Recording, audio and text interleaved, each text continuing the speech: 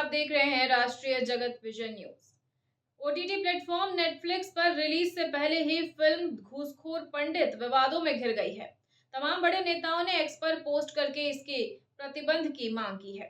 वहीं राष्ट्रीय जगत विजन न्यूज से खास बातचीत की सपा सांसद पुष्पेंद्र सरोज ने। देखिए क्या कुछ कहा। ओटीटी प्लेटफॉर्म नेटफ्लिक्स की फिल्म घूसखोर पंडित रिलीज होने से पहले ही विवादों में घिर गई है। तमाम विपक्षी शीर्ष नेतृत्व वाले बड़े नेताओं ने इस फिल्म घूसखोर पंडित को लेकर सोशल मीडिया एक्स पर भी पोस्ट किया है। उन्होंने केंद्र सरकार से इस जाति सूचक फिल्म पर तुरंत प्रतिबंध लगाने की मांग की है।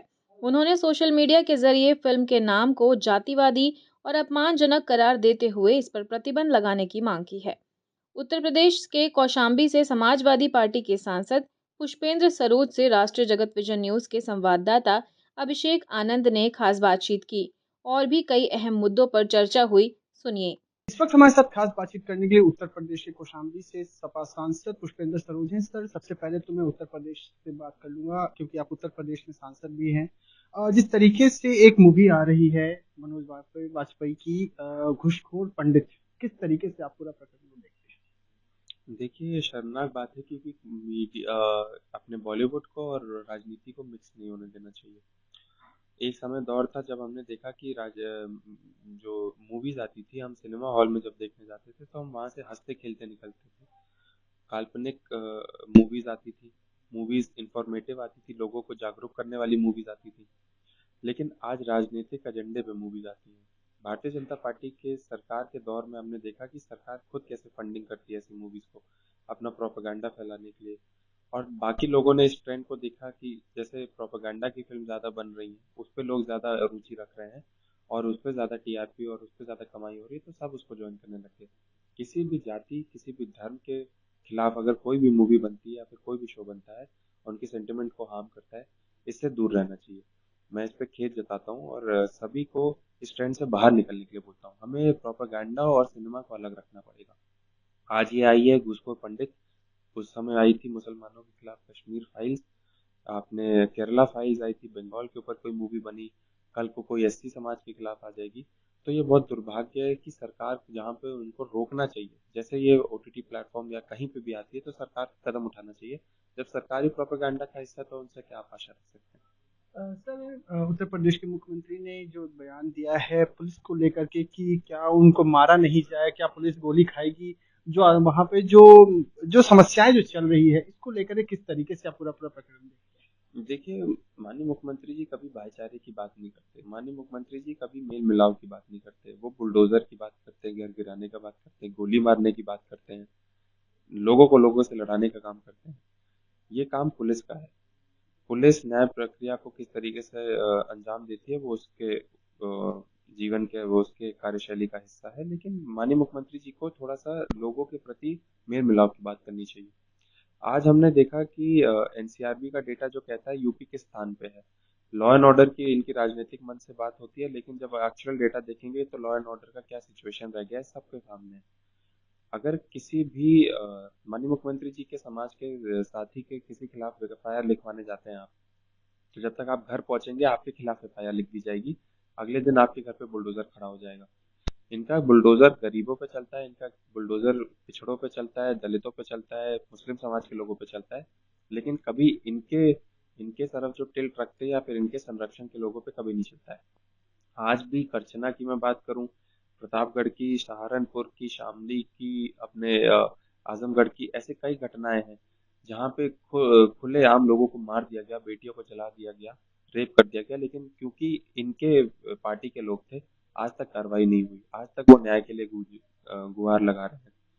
बहुत दुर्भाग्य की बात यह है कि लोगों के बीच में आज भय है इस बात का कि कल हम कोई शिकायत लिखाने जाएंगे, जो इनके बड़े बड़े माफिया हैं, हमारे घर गिरा दिए जाएंगे। तो ये ऐसा प्रदेश कोई नहीं देखना चाहता है, सब मेल मिलाप का प्रदेश देखना चाहता है। सर, एक सवाल ये भी है, यूपी से लेकर के दिल्ली को मैं कनेक्ट करना चाहूंगा। जिस तरीके से आपने देखा कि पानी में डूब करके मौत हो गई। कल का आपने खबर देखा कि जनकपुरी में भी एक बाइक सवार जो है वो गड्ढे में गिर करके उसकी मौत हो गई। हालांकि वो दफ्तर से अपने घर की तरफ जा रहा था, लेकिन वहां पे लोगों का ये कहना है कि वो गड्ढे के पास कोई भी ऐसा इंडिकेशन नहीं था जिसकी वजह से वो बंदा बच सकता था। कई बार उन्होंने पिटीशन भी डाली लेकिन इसको इम्प्लीमेंट नहीं किया गया।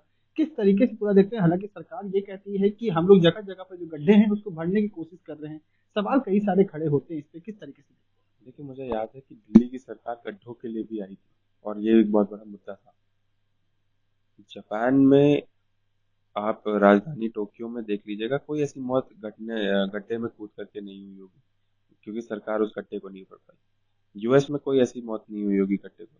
ये मैं इसलिए कह रहा हूँ क्योंकि विश्व गुरु भारत और विकसित भारत, जो अपने आप को सबसे बड़ा देश बोलते हैं ये भारतीय जनता पार्टी के लोग, और यूएस और जापान से कंपेयर करते हैं, वहाँ की राजधानी में अगर आम सिटीजन को गड्ढे में बाइक घुसने से और वो घुसने से मौत हो जाए और वो गड्ढे को भरा नहीं गया, उस पर कोई इंडिकेशन नहीं था, तो कितनी शर्मसार बात है, कितनी हास्यास्पद बात है ये हमारे देश के लिए। ये आप कभी भी विदेशों में नहीं सुनेंगे। उनके लिए उनके सिटीजन को लेकर के जो प्राथमिकता है, जो सेफ्टी है, वो सबसे ऊपर है। आपने युवराज की बात की जो नोएडा में डूब करके मर गया। अगर हमारे रेस्क्यू टीम को उस इक्विपमेंट दे दिए जाते, उन पे इन्वेस्टमेंट कर दिया जाता, तो शायद वो बच जाता।